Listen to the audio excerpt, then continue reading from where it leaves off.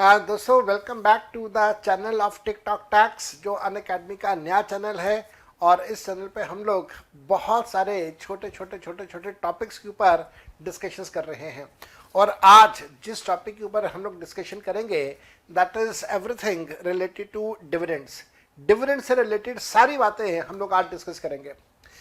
दोस्तों डिविडेंड्स से रिलेट करते हुए अगर हम लोग सबसे पहली बात को समझें वो ये है कि कोई भी व्यक्ति जब अपनी इनकम का सरप्लस इकट्ठा कर लेता है तो उस पैसे को वो फर्दर इन्वेस्ट करता है एक्स्ट्रा और इनकम कमाने के लिए।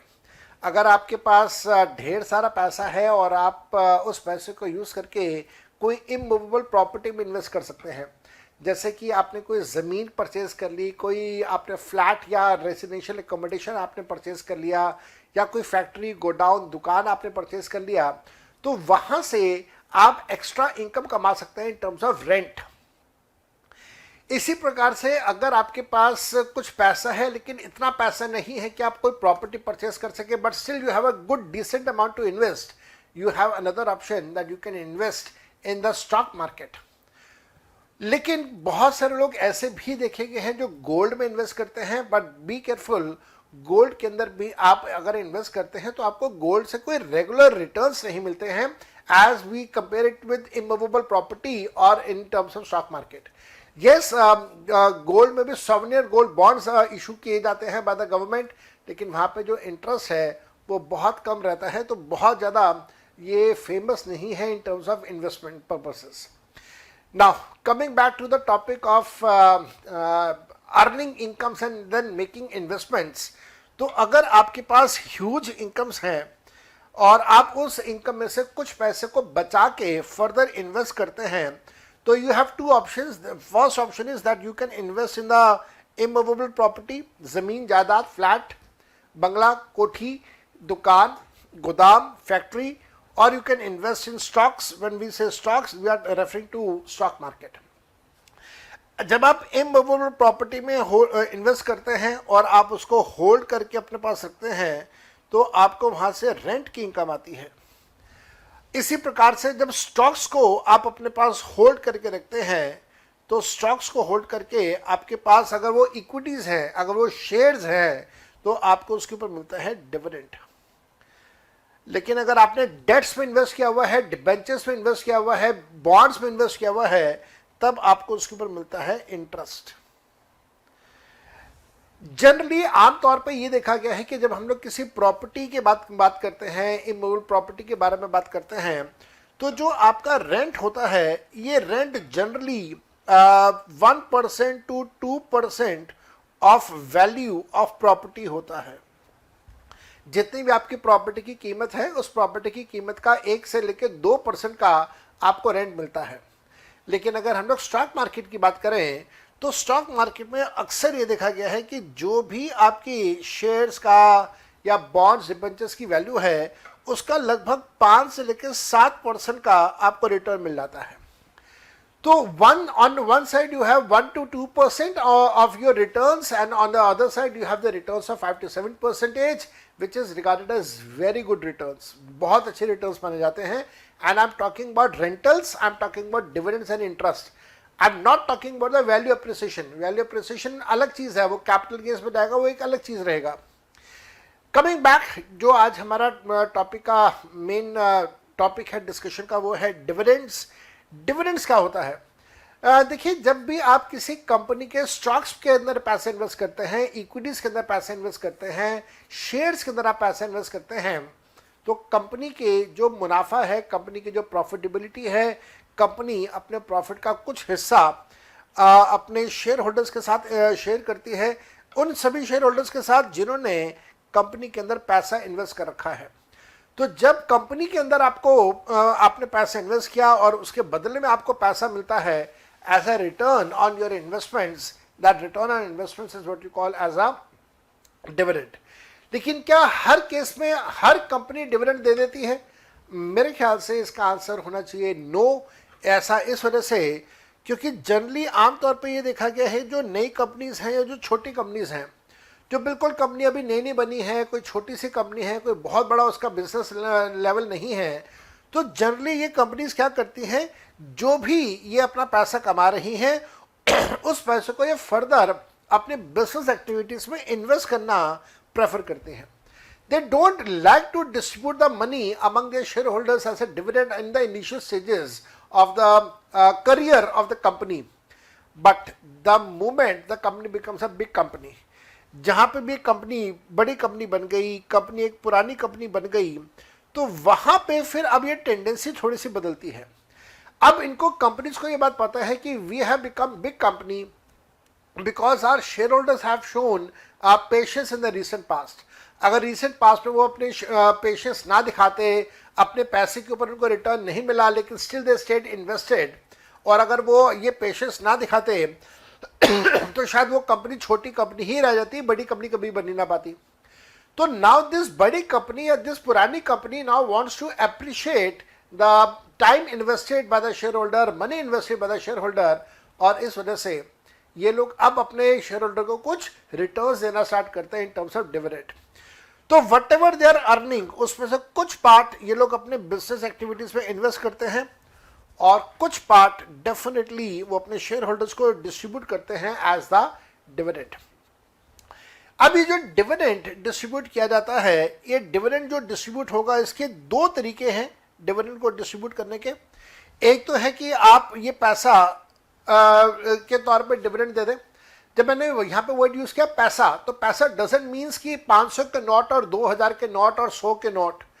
व्हेन वी से कैश, देन कैश का मतलब अगर आप बैंकिंग सिस्टम के थ्रू पैसा दे रहे हैं, even that is to be regarded as cash. Anything monetary is regarded as cash over here. और दूसरा हो सकता है कि बोनस शेयर्स के तौर पे दे दिया जाए. अच्छा, अब बोनस शेयर्स में भी एक बड़ी जबरदस्त चीज आती है. अगर बोनस शेयर्स आप दे रहे हैं इक्विटी शेयर होल्डर को, then it is fine, then it is fine. लेकिन अगर आप ये दे रहे हैं किसी प्रेफरेंस शेयर होल्डर को, तो प्रेफरेंस शेयर होल्डर को बोनस शेयर्स देना is to be regarded as deemed dividend. It is to be regarded as deemed dividend, और ये अलग से टैक्सेबल होगा, ये अलग से टैक्सेबल होगा. लेकिन अगर आप इक्विटी शेयर होल्डर को बोनस शेयर्स देते हैं तो फिर ये टैक्सेबल नहीं होगा. This is not taxable. Again आप ध्यान रखिएगा, मैंने ऐसा बिल्कुल नहीं कहा कि बोनस शेयर्स को बेचोगे तो नॉट टैक्सेबल. मैंने ये नहीं कहा. बोनस शेयर्स को बेचने पे तो अलग से कैपिटल गेन्स कैलकुलेट होगा. मैं तो सिर्फ ये कह रहा हूं कि कंपनी जब बोनस शेयर्स अपनी इशू कर देती है, जिसको हम लोग कैपिटलाइज प्रॉफिट्स भी बोलते हैं, तो जब कंपनी बोनस शेयर्स इशू कर देती है, then act of distributing of those bonus shares, if the bonus shares have been distributed to the preference share holder, that is to be regarded as deemed dividend, that will be taxable as income of other sources for the shareholder.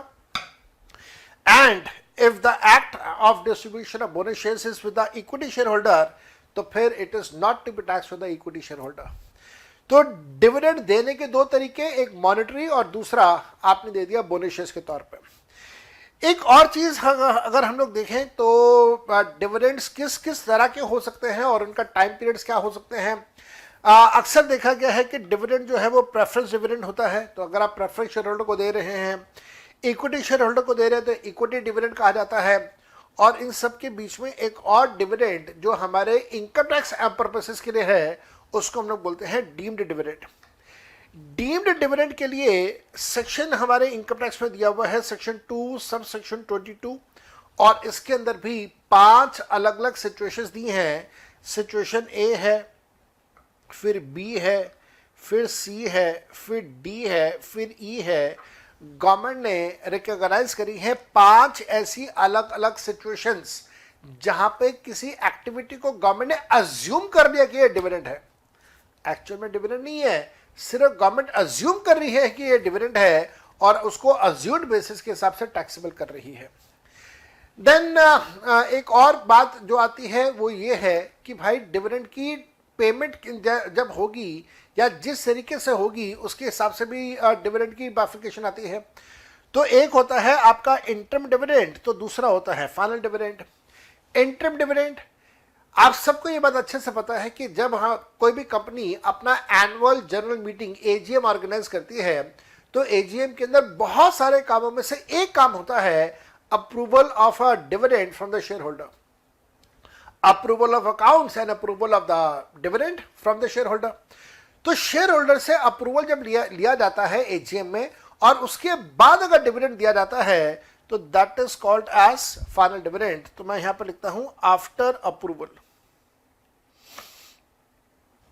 That is what we call as a final dividend.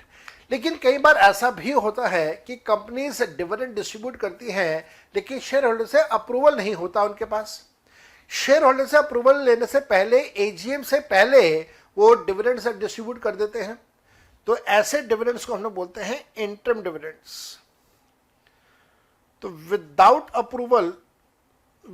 Approval जब dividends issue किए जाते हैं या dividends की payments की जाती हैं, that what we call as an interim dividends.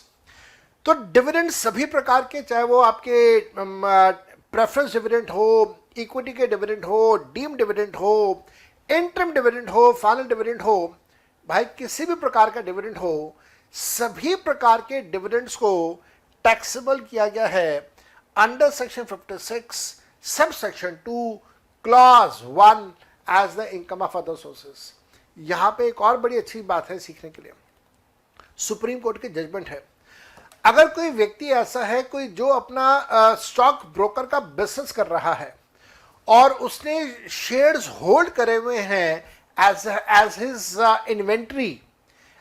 Inventory कि भाई फ्यूचर में जब इसका दाम बढ़ेगा मैं बेच के मुनाफा कमाऊंगा, और उस ड्यूरेशन में when he is holding the shares as an inventory, उस ड्यूरेशन में अगर वो कोई डिविडेंड कमा लेता है उन शेयर्स के ऊपर, तो कायदे से देखा जाए तो इन्वेंट्री के ऊपर जो इनकम आप कमाते हैं that is to be regarded as a business income.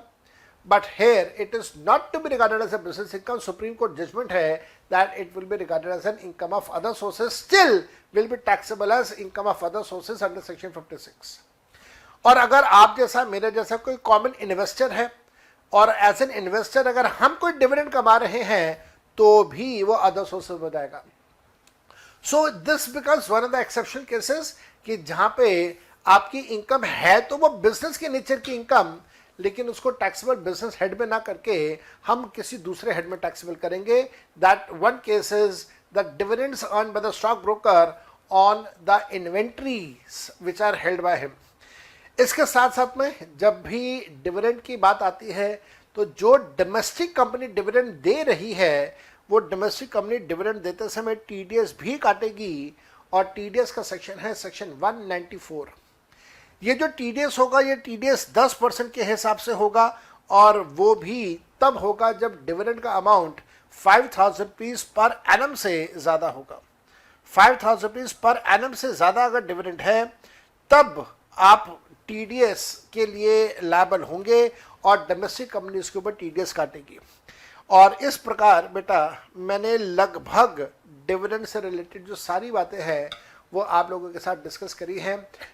Dividend का जो टैक्स ट्रीटमेंट है, nature of dividend, type of dividend, method of payment of dividend, time हो सकता है, इंटरम हो सकता है, फाइनल डिविडेंड हो सकता है, और सभी प्रकार के डिविडेंड्स का जो टैक्स ट्रीटमेंट है that remains same, that is taxable as income of other sources under section number 56।